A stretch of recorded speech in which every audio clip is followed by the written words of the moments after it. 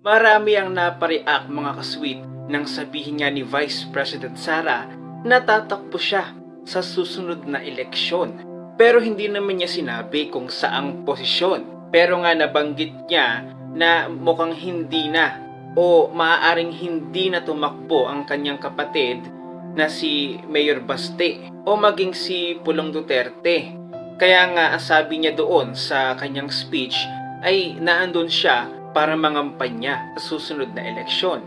So naguguluhan ngayon ng mga netizens kung tatakbo ba si Vice President Sara sa pagka-mayor muli sa Davao. Kasi nga hindi na nga tatakbo ang kanyang mga kapatid. Paano ang kanyang pagiging Vice President Sara? Iiwanan niya ba ito? Mag-resign ba siya? Well, ito panoorin natin yung video at yung translation mismo sa mga sinabi ni Vice President Sara.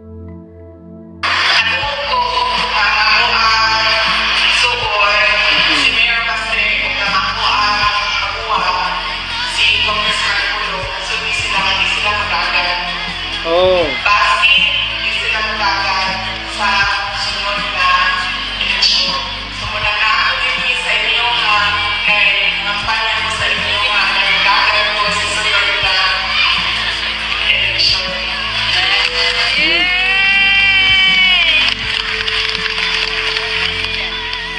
So base nga sa inyong mga narinig at nabasa ay hindi na nga tatakbo ang kanyang mga kapatid. Sino na ang tatakbo doon sa Davao? Kaya nga labis na naguguluhan at nalilito na ang mga netizens. Ano na naman ba itong pakulo ng mga Duterte?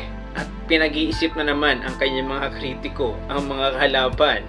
Well, ito nagbigay pa ng kalituhan at nakukumbinsi na ang mga netizens sa isang post ng isang netizen ito. Ang sabi niya, tatakbong pagka-mayor ng Davao si VP Inday Sara kung hindi natatakbo ang kanyang dalawang kapatid ngayong 2025. Mas mabuting ibigay na lang natin sa mga tambalostos ang ating bansa. Nakakapagod na din. Naaawa na ako sa mga Duterte. Tingnan lang natin kung anong mangyayari sa ating bansa kung wala ng Duterte. Tama ang desisyon ni VP Inday Sara. Bumalik na lang siya sa Davao. Hindi naman talaga niya gustong maging VP. Ang gusto lang niya ay manatili sa Davao. Pero yun nga, nabudol siya. Kaya suportahan natin ang desisyon ni VP Inday Sara.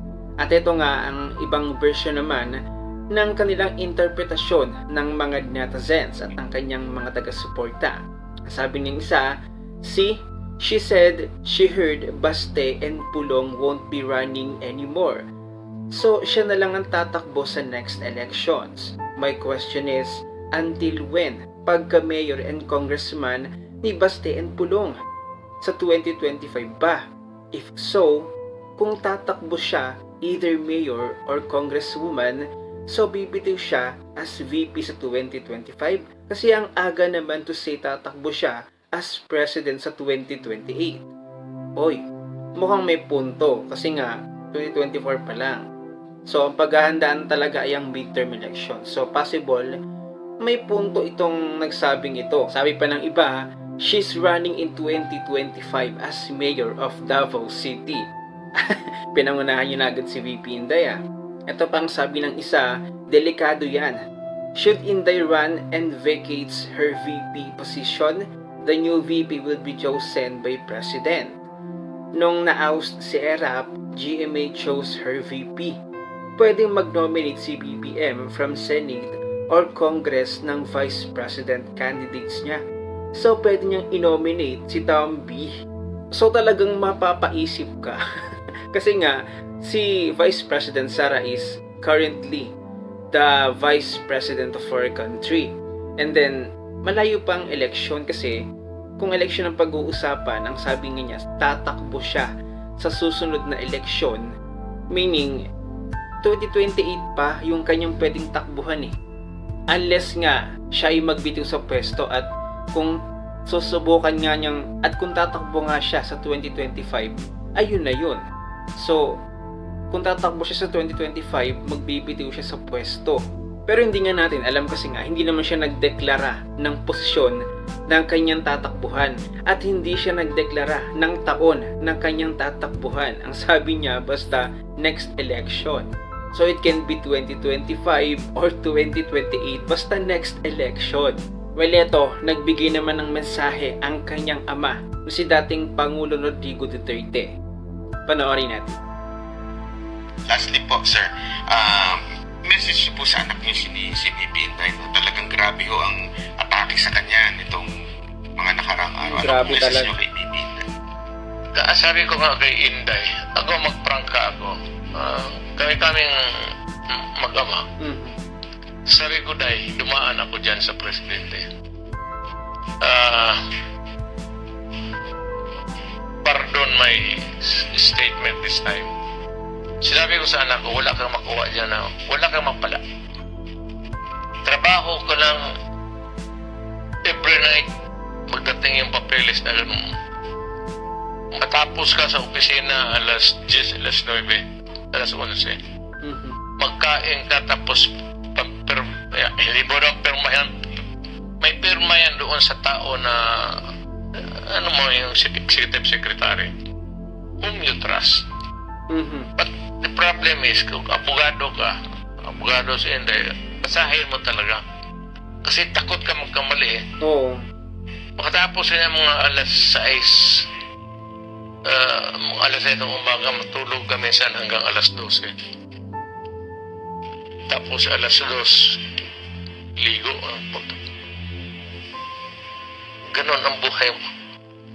Para kang clear sa totoo lang. Oy. Kung wala ka naman mong ambisyon other than really just being there sitting as a president, sitting meaning doon sa silya, wala ka kwenta-kwenta buhay. Pati yung ulam, basi gaano ka husay ng cook. Pagdating mo sa wala kang gana palagi. Kaya natuloy ako pumayat. Oo nga. Kita Buti naman. nag-recover ako dahan-dahan ng wala talaga sabi ko. Ako sabihin ko sa kanya, if it's only kung ano lang na wala kang makuha at saka maliit yung sweldo, makukuha mo yan dyan sa sa kaliit ng sweldo ng yawa na yan. Makukuha mo sa labas kung mag-practice ka. Pero kung sabihin mo na is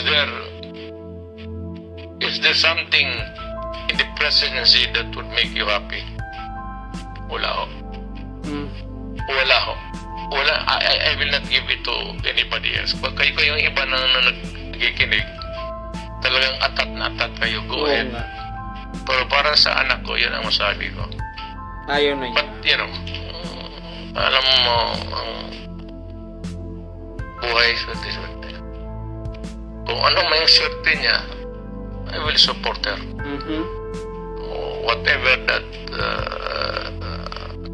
may be in the future. So yun ang mga kaswitan, no? Kung si dating Pangulo Duterte lamang ang kanyang tatanungin at nagbigay nga ng kanyang mensahe para kay Vice President Sara, ay mas pipiliin na lang na huwag nang tumakbo sa pagkapangulo. Dahil nga mismo, itong si dating Pangulong Duterte ay galing na sa pagkapresidente. Alam na niya yung mga pasikot-sikot dyan. Pero hindi natin alam kasi magaling maglaro ang mga Duterte. Maaaring sabihin nila na hindi sila tatakbo sa gantong panahon. Pero pagdating ng kampanya na, ng campaign na, ay magfa-file na. Alam naman natin ang mga Duterte. Maaari nga sabihin ngayon ni Vice President Sara na tatakbo sa susunod na eleksyon, pero 'di ba, pagdating naman ng filed ng ng candidacy nila ay sasabihin niya na hindi naman. So, possible na babago pa yung mga statement ni Vice President Sara. Pero naguguluhan kayo, no? Naguguluhan kayo sa sinabi niyang sa susunod na eleksyon. Kasi nga naman napakaaga pa ng 2028. Kasi nga naman napakaaga pa para sabihin mo na tatakbo ka sa susunod na eleksyon, gayong ang alam naman natin ay 2028 pa ang pwedeng takbuhan ni Vice President Sara. At ang 2025 ay hindi pa dahil nga siya ay Vice President pa. Unless na siya ay bumaba sa pwesto. Ano ba sa palagay niyo mga kasweet? Uuwi ba kaya sa Davao City ang ating Vice President Sara?